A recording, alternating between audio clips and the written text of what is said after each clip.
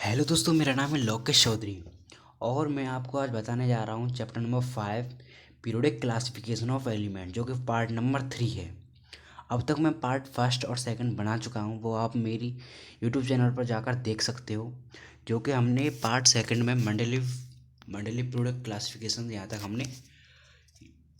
हमने पढ़ लिया था। अब हम इसके आगे पढ़ेंगे पार्ट 3 में। यहाँ से क्या है दोस्तों, यहाँ से पार्ट 3 स्टार्ट हो रहा है। चलो दोस्तों, हम स्टार्ट करते हैं। तो इससे पहले क्या है दोस्तों, अगर आपको हमारी वीडियो अच्छी लगी हो तो इसे लाइक कीजिए, कमेंट कीजिए, शेयर कीजिए। धन्यवाद। चलो तो हम स्टार्ट करते हैं दोस्तों। अब पढ़ेंगे हम 5.3 making order out of charge the modern periodic table. यानी मॉडर्न पीरियोडिक टेबल क्या है, इसके बारे में जानकारी लेंगे। In 1913, Henry Moseley showed that the atomic number of an element is more fundamental property than its atom mass as described below। यानी इन 1913 यानी 1913 में हेनरी मोसले ने दिखाया कि जो एटॉमिक नंबर है एलिमेंट्स की एटॉमिक मास से ज़्यादा फंडामेंटल प्रॉपर्टी, यानी उससे अच्छी फंडामेंटल प्रॉपर्टी है, यानी एटॉमिक मास से अच्छा है एटॉमिक नंबर एलिमेंट्स को क्लासीफाई करने का। Accordingly, Mendeleev's periodic law was modified and atomic number was adopted as the basis of modern periodic table and the modern periodic law can be state follows। ठीक है, तो क्या है जो मंडलीय पीरियोडिक लॉ के अकॉर्डिंग क्या है, जो एटॉमिक नंबर को अडॉप्ट नहीं किया गया था, लेकिन जो मॉडर्न पीरियोडिक टेबल बनी जो हेनरी मोसले ने, उसने एटॉमिक नंबर के बेस पे क्या है उनको एलिमेंट्स को क्लासीफाई किया था। इसलिए हम कह सकते हैं कि मॉडर्न पीरियोडिक लॉ क्या है, properties of elements are a periodic function of their atomic number. इसलिए हम कह सकते हैं कि जो एलिमेंट्स की जो प्रॉपर्टीज होती है वो क्या है, एटॉमिक नंबर पर डिपेंड्स होती है। ठीक है, let us recall that the atomic number gives us the number of protons in the nucleus of an atom, and this number increases by one in going from one element to next। ठीक है, तो let us recall that atomic number gives as the number of proton. तो atomic number क्या है, number of protons देते हैं nucleus में, जो कि न्यूक्लियस में होते हैं और किसी भी एटम के। और this number is increase by one going from one element to next. और ये नंबर इंक्रीज होता है जब एक एलिमेंट्स से दूसरे एलिमेंट्स की तरफ जाते हैं। तो elements when arranged in order of increasing atomic number leads us to the classification known as the modern periodic table. यानी जब हमने एलिमेंट्स को इंक्रीजिंग एटॉमिक नंबर के बेस पर क्लासीफाई किया तो उसे कहते हैं मॉडर्न पीरियोडिक टेबल। ठीक है, predictions of properties of elements could be made with more precision when elements were arranged on basis of increasing atomic number। यानी जब हमने एलिमेंट्स को इंक्रीजिंग एटॉमिक नंबर के बेस पर रखा तो वो बहुत ही क्लियर बन चुकी थी। ठीक है, नेक्स्ट दोस्तों, नेक्स्ट है हमारी ये यहाँ पर पीरियोडिक टेबल है। क्या है, एक पीरियोडिक टेबल। ये यहाँ पे हमारी पीरियोडिक टेबल दे रखी है, ये हमारी पीरियोडिक टेबल है दोस्तों। ये यहाँ पे क्या है, ये है मॉडर्न पीरियोडिक टेबल, ये यहाँ से यहाँ तक। ठीक है,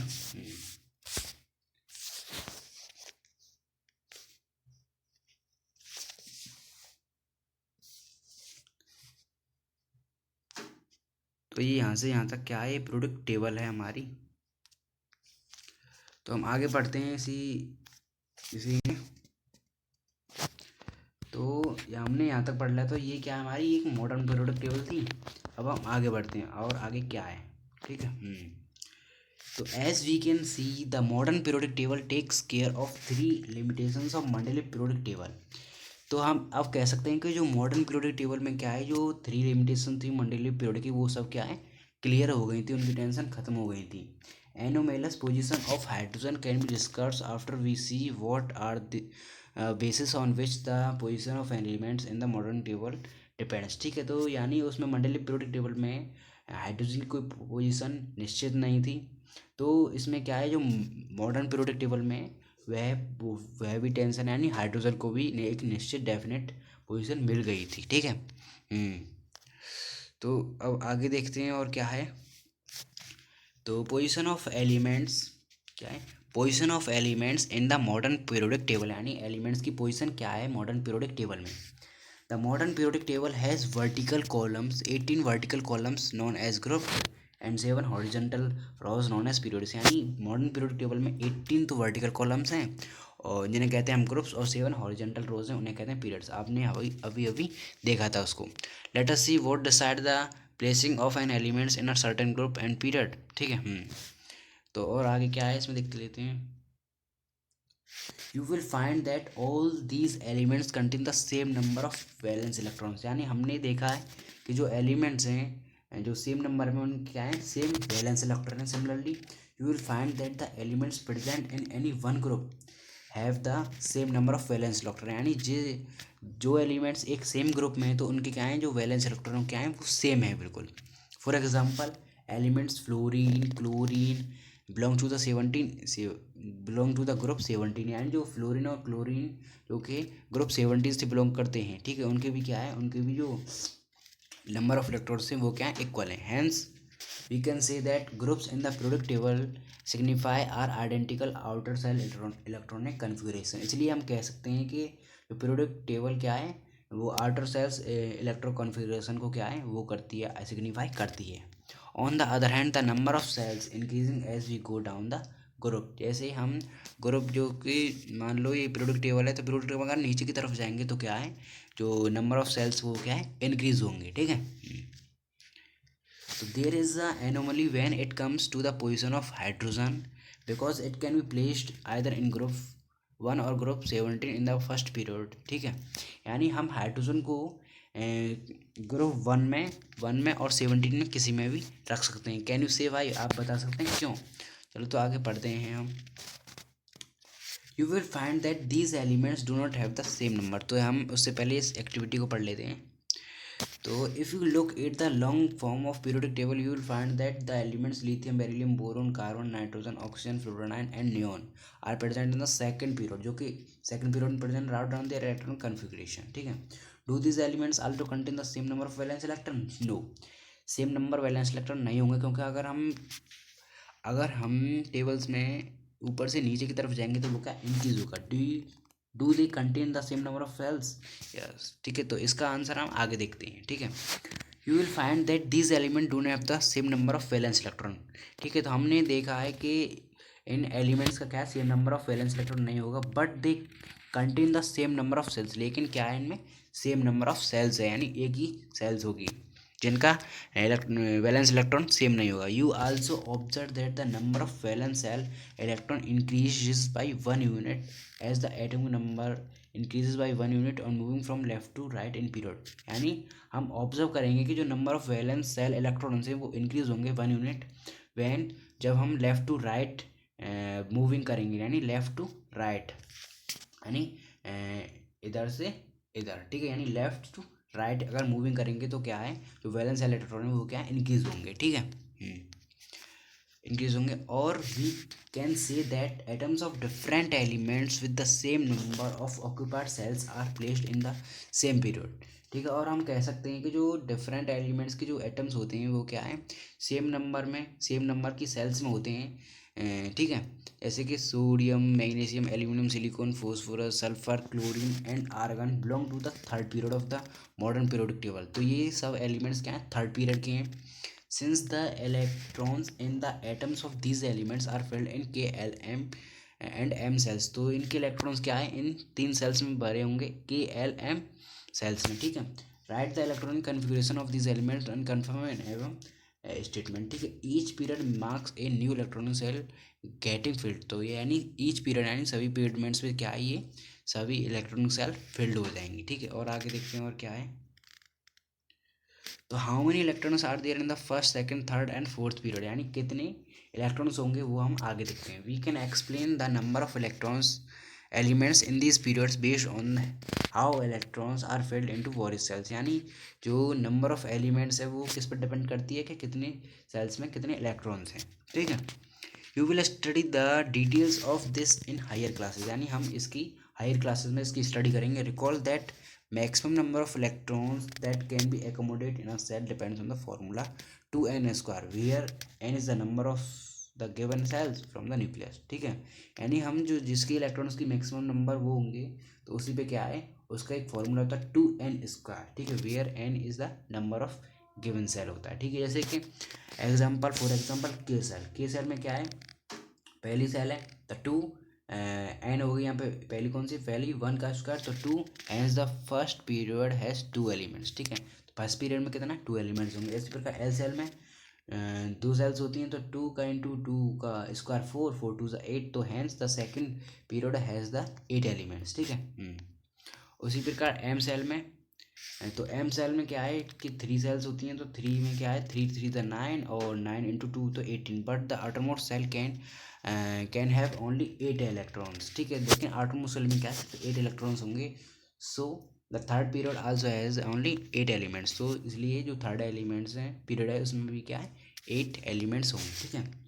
the position of an element in the periodic table tells about it's chemical reactivity, यानी रिएक्टिविटी, जो एलिमेंट्स की पोजीशन होती है पीरियोडिक टेबल में वो क्या है केमिकल रिएक्टिविटी को शो करती है। As you have learn the valence electron determine the kind of number of bonds form by in elements, ठीक है। जो वैलेंस इलेक्ट्रॉन होते हैं वो क्या है बॉन्ड्स को डिटरमाइन करते हैं जो कि एलिमेंट्स के द्वारा बने हुए होते हैं। कैन यू नाउ से Y Mendeleev's choice of formula of compounds as the basis for deciding the position of elements in his table was good one? अब हम कह सकते हैं, अब क्या कह सकते हैं कि मंडलीव जो कंपाउंड्स की जो फॉर्मूला बनाने की जो चॉइस थी वो क्या है एलिमेंट्स की पोजीशन पर डिसाइड करती, जो कि अच्छी बात थी, ठीक है। How would this lead to the elements with similar chemical properties being placed in the same groups, ठीक है। अब आगे पढ़ते हैं trends in the modern periodic table, ठीक है। क्या क्या चीज़ आती है मॉडर्न पीरियोडिक टेबल में, ठीक है। पहली है वैलेंसी, वैलेंसी के बारे में पढ़ते हैं। As you know the valency of an element is determined by the number of valence electron present in the outermost shell of an atom, ठीक है। तो यानी जो आउटरमोस्ट सेल में जितने भी वैलेंस इलेक्ट्रॉन्स होंगे उसी पर क्या है वो वैलेंसी डिटरमाइंड होती है। तो वैलेंसी किसकी तरह डिटरमाइंड होती है, यानी valence electron which is present in the outermost shell, outermost shell में जो जितने भी इलेक्ट्रॉन्स होंगे उन पर क्या है उन पर डिटरमाइन करती है वैलेंसी, ठीक है। वैलेंसी हो गई। अब है एटॉमिक साइज, तो atomic size the term atomic size refers to the radius of atom, ठीक है। एटॉमिक साइज का मतलब होता है कि एटम का रेडियस, ठीक है, एटम की radius. The atomic size may be visualised as the distance between the centre of the nucleus and the outermost shell of an isolated atom, ठीक है। तो यानी ये क्या है विजुलाइज होती है एटॉमिक साइज में, एटॉमिक साइज क्या विजुलाइज होता है यानी जो सेंटर न्यूक्लियस के सेंटर से लेकर आउटरमोस्ट सेल तक जो डिस्टेंस होती है उसे कहते हैं हम एटॉमिक साइज, ठीक है। The atomic radius of hydrogen atom is यानी 37 पिकोमीटर। तो एटॉमिक रेडियस क्या है हाइड्रोजन की 37 पिकोमीटर है। पिकोमीटर यानी 1 पिकोमीटर होता है 10⁻⁻12 मीटर, तो हम अंदाजा लगा सकते हैं कितना स्मॉल है, ठीक है। Let us study variations of atomic size in group in periods, ठीक है।